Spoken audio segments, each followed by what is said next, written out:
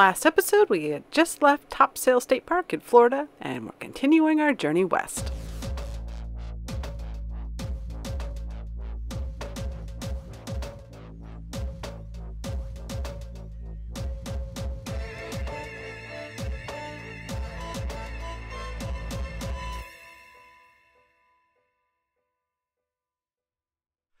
So where are we? Or where have we been? Or what are we up to? Oh my gosh, it's been a couple days. It's been a few days. Yeah, so we last updated, we were at Topsail State Park, having gotten a little bit over-socialed. It's a very intense, brief visit. It was awesome though. I mean, it was great to meet so many people, but we're already kind of drained. I mean, we haven't had much downtime since the hurricane, essentially. So, like, oh boy, I think it really made us realize that we're going to need more recharging time on this trip before we get to the RV Entrepreneur Summit. Which is going to be 250 new people. And yeah, so we decided to, well, actually we hit the road, left Topsail, and got stuck in Destin traffic. And just getting across that top part of Florida was a traffic nightmare. And we were planning to do like a 250-mile day. And we got partway through that day and we're just like, no, we can't do this. So we called around, and our favorite little escapees Rainbow Park, where we had evacuated to way back when, the Rainbow Plantation in Summerdale, Alabama, had one spot open for the night. So we're like, okay, we're cutting our drive in half and just stopping for the night. So we stopped there. It was great. Exactly what we needed, because the traffic was getting to us. We're both tired. Being social for 4 days. Oh gosh, it just zaps us. Yep. But that gave us the opportunity to meet up with Kyle and Olivia of Drive-In and Vibe-In. We haven't seen them in a couple of years. So. And they are some of our favorite, I guess, like new energy in the RVing scene. They're doing some awesome stuff with their YouTube channel. They're now starting to restore an Airstream, and it was just great to sit down over lunch and just catch up with them, and it was fabulous, really fabulous. It was really good, because we were actually with them when they did their very first YouTube video back in 2016, almost 2 years ago, and just how far they've come. It's really great. They were so stilted and scared and standing in front of the camera that first time, and we were sitting there watching them, and now they're like naturals, and they've got a really great channel, so check it out. Cool. I wish we had more time to spend with them, maybe do some collaborative videos, but unfortunately we did need to make miles. Originally we were planning to head further north and kind of try to avoid some of the Mardi Gras congestion, because we wanted to stay in Mobile, Alabama, but all the parks were full for Mardi Gras, and so we decided, well, we'll just go a little further north. We were thinking we'd go up like through Shreveport. Yep. But the temperatures were, the forecast, it's already cold here. There's a weed whacker or weed blower over there, so let's turn and walk the other direction. So we decided, with as tired as we are, the extra miles just didn't make sense. So we decided to just make as many miles as we could along I-10. Yeah, so we decided, instead of trying to do 2 night stops, 3 night stops, let's just make a couple 1 night stops and get someplace where we could stop for a while. So did a first stop, got a 200-mile drive in or so, and got over to New Orleans, and stopped in a Slidell at a Cracker Barrel that we found in Allstays for a simple, easy overnight parking. And there was a Walmart across the street, which would have been a secondary parking option, and we got to stock up on groceries and stuff, so that was great. Yep. Then did another drive. This time we hit a Harvest Host. We went to the Bayou Teche Brewery in some city that I can't remember the name of. Yeah, but just north of I-10, a little bit north of I-10. Kind of north of Lafayette, right? Yeah, north of Lafayette, Louisiana. And that kind of was on the way to us detouring a little bit more north to take back roads.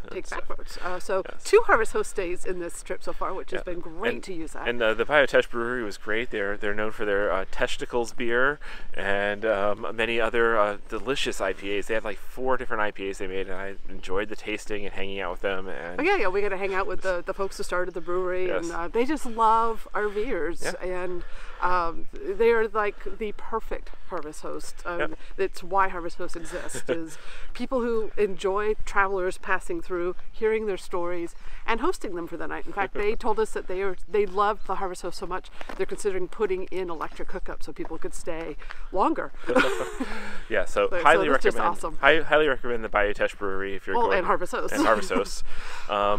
And then we did another long drive and got here to Hank's Creek Campground. It's an Army Corps of Engineer park, which we were kind of afraid because the government shutdown was going on. We didn't know if we'd actually be able to stay here that night. Yeah, the government was shut down for 6 hours, and unfortunately they did not kick us out. But we were looking for a campground that was empty. was somewhat empty. When we got here, there was only like one other RVer, and I think the whole time we've been here, I can count like 4 people in this 40-spot park. So it's been awesome. It's along the water. Cell signal here. It's marginal, which very is marginal. Great. I mean, it's really weird. We look out for places with bad signal now because we have to test antennas and boosters. Yep. So we got here for a full week stay, and it's been nice. We've been catching up on work, catching up on cleaning the house, catching up on just getting things organized.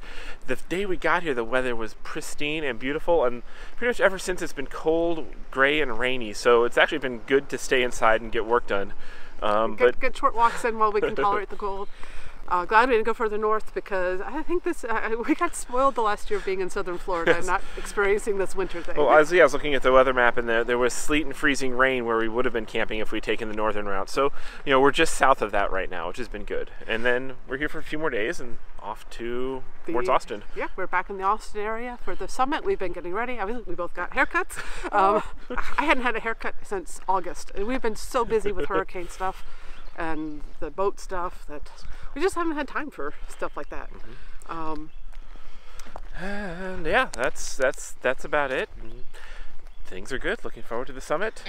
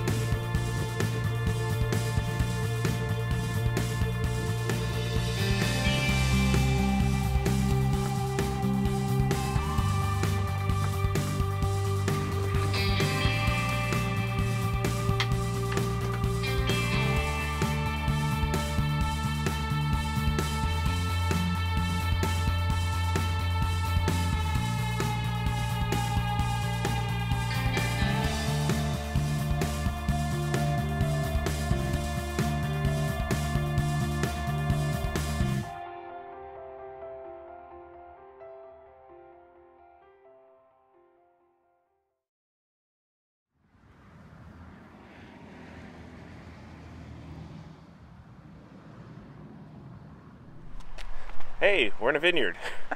Another great Harvest Host stay. We actually managed 3 of them on this trip. 3 of them. So this is the Messina Hoff Winery, just kind of near College Station, Texas, in the midway between Houston and Austin, and fit our route really nicely. And they've got a great setup for Harvest Host people, with even full hookups if you, well, not full hookups, power if you want it.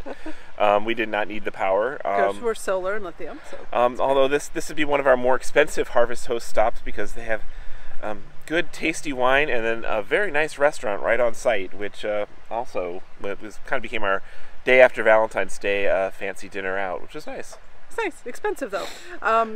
Their wines were good, but I did find them more on the pricey side. Most of their wines start at $25 a bottle, which is even for a winery stop. I think even I don't know. That's pushing our. We would rather stock up as opposed to get one special bottle when we stop at a winery. So we got one special bottle here. But it was a great stop. Beautiful location, friendly people. We did the tour, did dinner, did a tasting. Yeah, I recommend it. Definitely come by. Harvest Host is just it's the new app. Really makes it a lot easier to find these faces. So I'm really appreciating that. Cool. Well. And off to the next stop, where are we heading next? Georgetown, right? Georgetown, yeah. Got a couple more nights on our own before we arrive to the RV Entrepreneur Summit, so excited. Yeah. Lots to prepare too.